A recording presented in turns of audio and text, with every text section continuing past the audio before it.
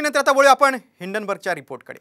भारतात लवकरच काही मोठं घडणार अशी पोस्ट केल्यानंतर हिंडनबर्ग रिसर्चने थेट सेबीच्या अध्यक्षा माधवी बुच यांचे पती आणि त्यांच्यावर गंभीर आरोप केले। अदानी घोटाळ्यातील बनावट परदेशी कंपन्यांमध्ये माधवी पुरी बुच आणि त्यांच्या पतीची भागीदारी असल्याचा आरोप हिंडनबर्ग रिसर्चने केलाय। विरोधकांनी यावरून आता केंद्र सरकारला घेरलंय। पाहूया या संदर्भातला एक खास रिपोर्ट। अदानी उद्योग समूहात सेबी प्रमुखांची गुंतवणूक।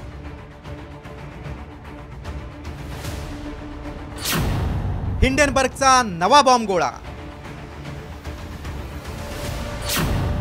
काँग्रेसकडून जेपीसीची मागणी।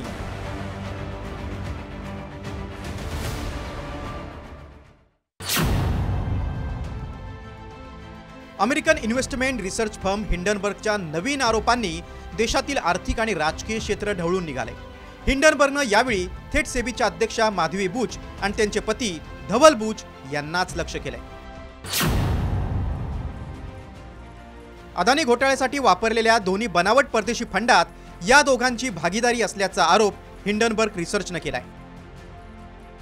माधुरी पुरी बुच यांचे अदानी उद्योग समूहात हितसंबंध गुंतलेले असल्याने त्यांनी या उद्योग समूहावर 18 महिन्यांपासून कारवाई करणं टाळलं असंही हिंडनबर्गने म्हटलंय। हिंडनबर्गच्या या ताज्या रिपोर्टवरून आर्थिक जगतात खळबळ उडाली आहे। विरोधकही आक्रमक झालेत। पंतप्रधान स्वतः या कटाचा एक भाग आहेत असा आरोप करत जेपीसी म्हणजेच संयुक्त संसदीय समितीकडून चौकशीची मागणी काँग्रेसने केली आहे। हम सेबी चीफ से भी कोई सवाल नहीं पूछ रहे, हम गौतम अदानी से भी कोई सवाल नहीं पूछ रहे, हम देश के प्रधानमंत्री से सवाल पूछ रहे हैं। क्या आपकी सरकार जो कि बड़ी मुस्तैद मानती है अपने आप को, क्या उसको ये जानकारी थी या नहीं थी? ये जॉइंट पार्लियामेंट्री कमेटी से कम में कुछ नहीं मिलेगा। जेपीसी होनी चाहिए, उसी से इन तमाम सवालों का जवाब। शिवसेनेच्या ठाकरे गटानेही या प्रकरणावरून पंतप्रधानांना लक्ष्य केलंय।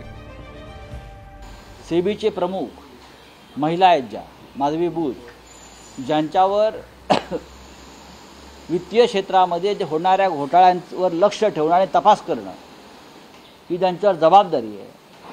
त्या प्रमुखच प्रधानमंत्र्यांच्या लाडक्या उद्योगपतीशी हातमिळवणी करतात, आर्थिक व्यवहार करतात, त्यात गुंतवणूक करतात। त्यांच्याकडून तुम्ही कोणती अपेक्षा करणार आहात? मात्र सेबीच्या अध्यक्षा माधवी बुच आणि त्यांचे पती धवल बुच यांनी हिंडनबर्गचे आरोप फेटाळून लावलेत। 10 ऑगस्ट 2024च्या हिंडनबर्ग अहवालात आमच्यावर करण्यात आलेल्या आरोपांवर आम्ही सांगू इच्छितो की आम्ही या निराधार आरोपांचे खंडन करतो। त्यात तथ्य नाही। आमचे जीवन आणि आर्थिक परिस्थिती खुल्या पुस्तकासारखी आहे।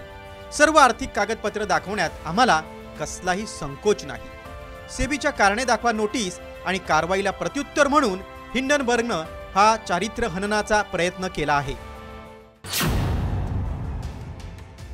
हिंडनबर्ग रिसर्चचं भूत मोदी सरकारच्या मानगुटीवर बसलंय। यातून पंतप्रधान मोदी आणि भाजप आपली कशी सुटका करून घेणार याकडे सर्वांचं लक्ष आहे। ब्युरो रिपोर्ट, साम टीव्ही।